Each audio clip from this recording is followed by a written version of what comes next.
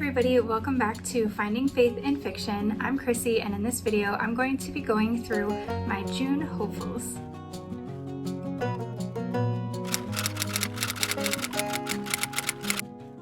May has certainly been an interesting reading month for me, probably one of my lowest and slowest yet.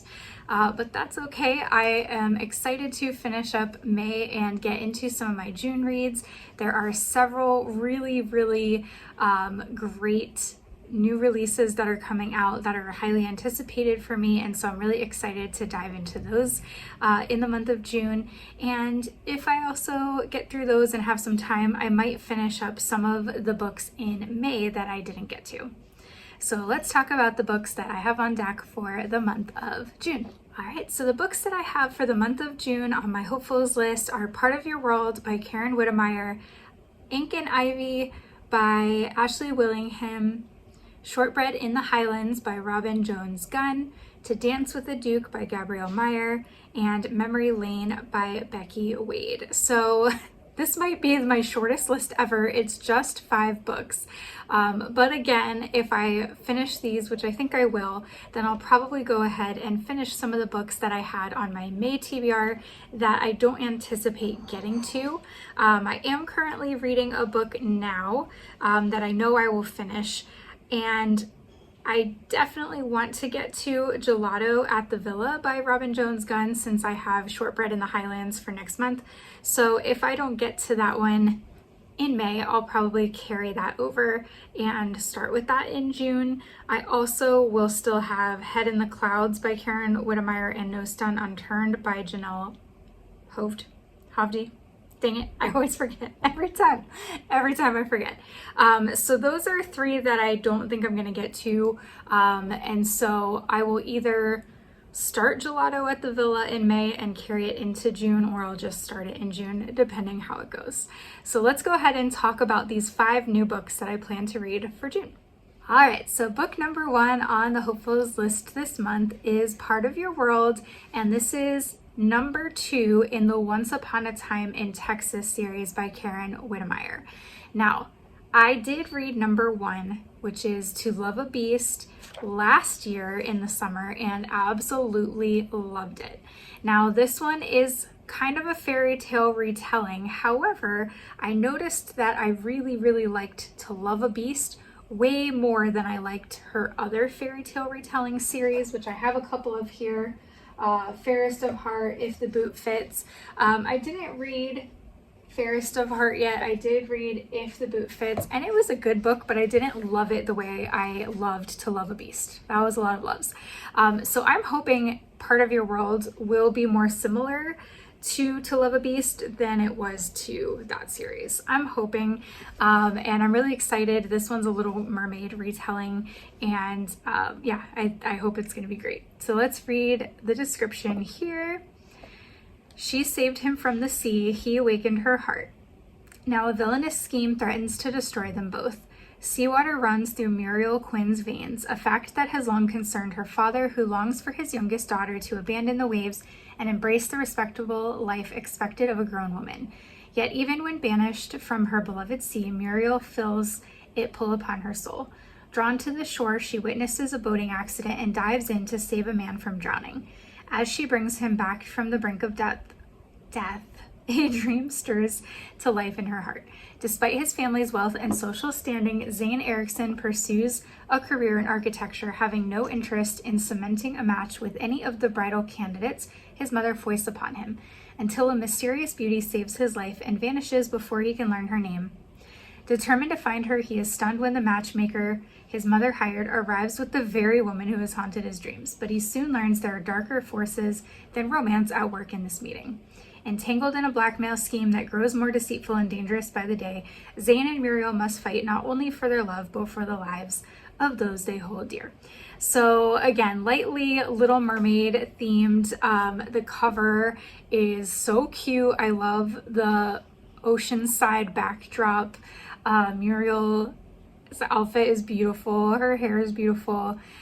So yeah, I'm really looking forward to this one, and I'm hoping that it lives up to Love a Beast. The next book on my June hopefuls is 𝘐𝐞𝐫𝐞𝐬, a cozy Christian fantasy romance by Ashley Willingham. And this is book number 1 in a series that's going to be called Gracehaven. This is also a new release. It comes out on June 6th. I'm sorry, I forgot to mention Part of Your World by Witemeyer comes out June 16th, so also a new release. So 𝘐𝐞𝐫𝐞𝐬 is interesting because it sounds like she's kind of mixed a little bit of Regency with her typical Christian fantasy, and I'm really intrigued. This seems really different than what she normally writes. I actually finished the 3rd book in her adult fairy tale series this month in May, Smoke and Glass Slippers, and it was really good. So that series is done, so I'm looking forward to starting a new book of hers. Yeah, let's get into the description. It sounds really interesting. A little tea, a lot of grace, and a love worth fighting for. Welcome to Gracehaven. Ivy Fairwood has only ever wanted one thing: her own shop where she can sell her special tea blends and medicinal herbs. But when the mysterious elf 𝘐𝐸𝐿, and his young daughter move into Gracehaven and purchase the very empty storefront she has her heart set on, that dream is dashed. Oh no. 𝘐𝐸 is cold, aloof, and carries himself with all the airs of a nobleman rather than the owner of Gracehaven's first stationery and art supply shop. Ivy wants nothing to do with him. Unfortunately for her, God has other plans. And when letters from a surprise secret admirer start arriving in her mailbox, an admirer who seems to know her better than she knows herself, she will soon find herself having to make an impossible choice. Because sometimes God answers prayers in ways that overturn every plan and soften even the hardest of hearts. So this says, perfect for fans of cozy fantasy and clean romance, 𝘐𝐸𝐫𝐸 delivers a heartwarming tale of faith, small-town charm, and unexpected love. If you love grumpy sunshine dynamics, secret admirers, and Christian fiction filled with on-page prayer and God's truth, then prepare to be swept away into the whimsical world of Gracehaven today. Okay, so maybe this one didn't have Regency elements in it. I thought I read that somewhere, but I might be mistaken. Again, the cover is stinking gorgeous. There's a cat, yay. There's teacups, stationery, like all my favorite things.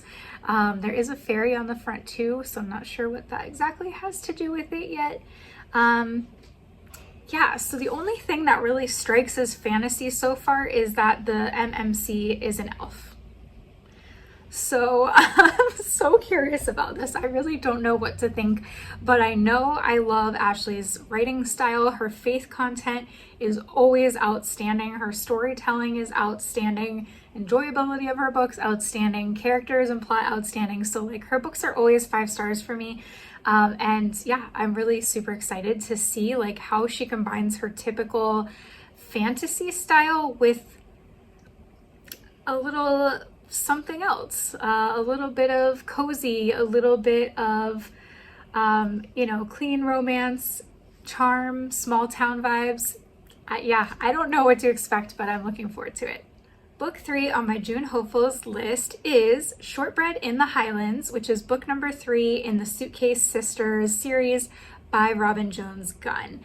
So like I mentioned at the beginning of the video, I have not yet started book number 2, which is Gelato at the Villa. So if I don't get to that in May, then I'll probably start it in June. This one is also a new release, but it doesn't come out till June 23rd. So I have plenty of time still in June to catch up and to read those. And if for some reason I get to Gelato at the Villa in June, but don't get to this one, then I'll just read it, move it on to my July list. I'm really not stressed about it, to be honest. I'm excited about this. This sounds like another great setting for her. So let's go ahead and talk about this one. All right, cousins Nora and Allie are sent to Scotland to claim an inheritance, but are hindered by delayed flights and canceled reservations before settling into a picture-perfect cottage. Surprised by an encounter with a man in a kilt and a visit from a nosy neighbor and her 5 Scotty dogs, the cousins begin to experience life in the village where their grandmother grew up. But a brewing mystery along with more delays make this adventure far different than they expected. Undaunted, the Suitcase Sisters stock up on shortbread from the village bakery and explore the beauty of Scotland in autumn, beginning with a leisurely boat ride on Loch Lomond. Buoyed by laughter and shared childhood memories, they head into the Highlands for a tour of their ancestral castle and a luxurious stay at a resort. An enchanting train ride returns them to the village where a secret their sweet grand hid from them all these years comes to light, and a final stop in Edinburgh holds more life-changing revelations for them. On this armchair trek to Scotland, readers will experience a journey of surprises brimming with God's mysterious ways and the unbreakable bonds of family. Whew, okay, so this one actually sounds more fall than summer, so now I'm kind of wondering if I should save this for like August, September. I don't know, I might do that. So I might just do Gelato at the Villa in June and save this one. I don't know, we'll see. I'm gonna go ahead and leave it in this video and we'll see what happens. It sounds really cute though, and I love a Scottish Highlands setting, so super excited for this one. I did just listen to an interview from about a year ago with Robin Jones-Gunn, and she was being interviewed by the lady, and I can't remember her name, who runs the Avid Readers of Christian Fiction Facebook group, and I really enjoyed her interview and the way she talked about like how her travel experiences have impacted her stories, especially with the Suitcase Sisters and her other traveling series.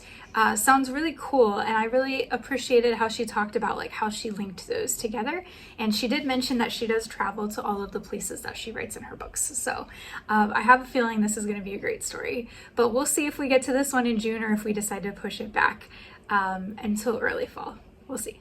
Next up on the list for June hopefuls is To Dance with a Duke, which is book number 2 in the Dollar Princess series by Gabrielle Meyer. I did read book 1, I want to say in January. I'm pretty sure it came out in January. And so I've been eagerly looking forward to the other 2 books in this series that are set to come out. It might even be more than that she has scheduled right now. Let me see, I think I have it written down. The ones that she has scheduled so far. There's quite a few of them. She really schedules her books pretty far. Okay, so yeah, it looks like she has at least 4, maybe 5 already sorted out, and they're all based on some kind of like old movie musical. So this one, To Dance with a Duke, is loosely inspired by the 7 brothers something. As soon as I start recording videos, my brain just goes bloop. Okay, so it's Gilded Age meets 7 Brides for 7 Brothers. That's what it is. Okay, then she's gonna have a Sound of Music one coming out in October, which so excited, and then the next one is Wizard of Oz. So this series is going to be so fun in general. I have not actually watched 7 Brides for 7 Brothers, so maybe I'll do that once school gets out as like a precursor to this book so I can appreciate it a little better. We'll see. Okay, in 1884, 𝐸𝑚𝑠 𝑊𝑙𝑏Y, the Duke of Somerton, is desperate. His ancestral home is falling apart, his tenant farmers are starving, and his family name is tainted by a mysterious scandal that keeps people away. With no fortune and no time, he does the unthinkable, marries for money. But Lily Parker, the American heiress he weds in haste, is no pampered socialite. She's practical, passionate, and has a plan to restore Pickering Castle and the reputation of the 5 reclusive 𝑊𝑙𝑏Y brothers. Inspired by her love of matchmaking and her longing for connection, Lily invites 4 eligible young women to a summer house party, hoping to spark romance and rebuild the family's future. What follows is a whirlwind of mischief, mismatched couples, and unexpected love.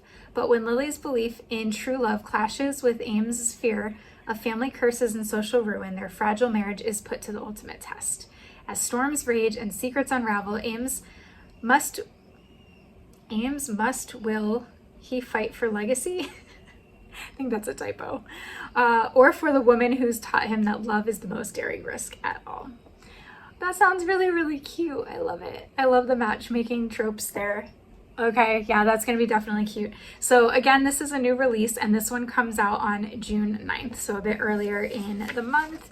Based on dates, I'll probably do Ink and Ivy, then To Dance with a Duke, then Part of Your World, and then maybe Shortbread in the Highlands. If I get to that one, we'll see. But yeah, this one sounds super cute. I always love Gabrielle Meyer's writing style, and I really liked her last Gilded Age, which was book 1 in the series. If you haven't read that yet, go catch up with it. Her books are usually on Kindle Unlimited, so if you have Kindle Unlimited, it's great to be able to grab these and read them quickly for free. Next up on the list of June hopefuls is Memory Lane by Becky Wade. So I was actually trying to put together my list of summer e-reads, which hopefully I'll have a video coming out sometime in the beginning of June with that. If I get it done, we'll see. Best intentions, guys. And I came across actually book 3 in this Sons of Scandal series, and it sounded really cute. So I wanted to go back and read the first book first. And to be honest, I don't know if all 3 books take place in the summer, but I'm going to go ahead and read them as a summer series. So I'm going to try to do June, July, August, 1 each month. This one is book number 1. Again, it's the Sons of Scandal series. So Memory Lane is book 1. All right, so here's what it says. After surviving a trauma several years back, Remy Reed relocated to a cottage on one of Maine's most remote islands. She's arranged her life just the way she wants it, spending her time working on her wood sculptures and soaking in the beauty of nature. It's quiet and solitary until the day she spots something bobbing in the ocean. Her binoculars reveal that something to be a man, and he's struggling to keep his head above water. She races out to save him and brings him back into her home.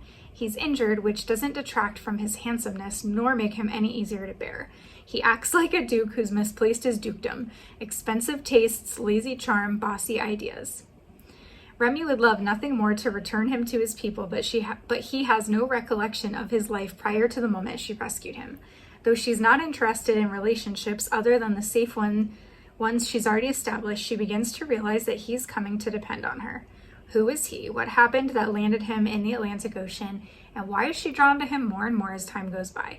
There's no way to discover those answers except walk beside him down memory lane. So I'm going to say that this is summary because, I don't know, why would you be hanging out at the beach? Why would he be in the ocean? I don't know. I guess it could be not, but sounds like it could be. Either way, I'm going to go ahead and give this one a read in June. I have read one Becky Wade before. I can't remember which one it was at the moment. And I did really like it. I think it was like a 4-star for me. So yeah, I'm looking forward to reading this one. All right, guys. Well, that's it for my very short June hopefuls list. Again, it's only 5. However, I do plan, like I said, to also include Gelato at the Villa. So that would make number 6. If I do get through all 6 of those, or if I do decide to push Shortbread in the Highlands later towards the fall, then again, I might include 2 of the ones that I had on my May list that I didn't get to, which are Head in the Clouds by Karen Witemeyer and No Stone Unturned by Janelle Hovde, that one.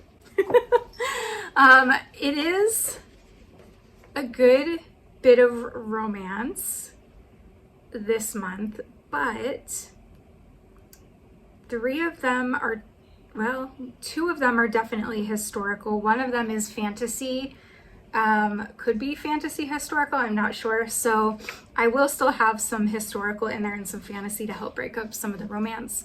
And then again, if I read Head in the Clouds and No Stone Unturned, that's bringing in some historical and biblical as well.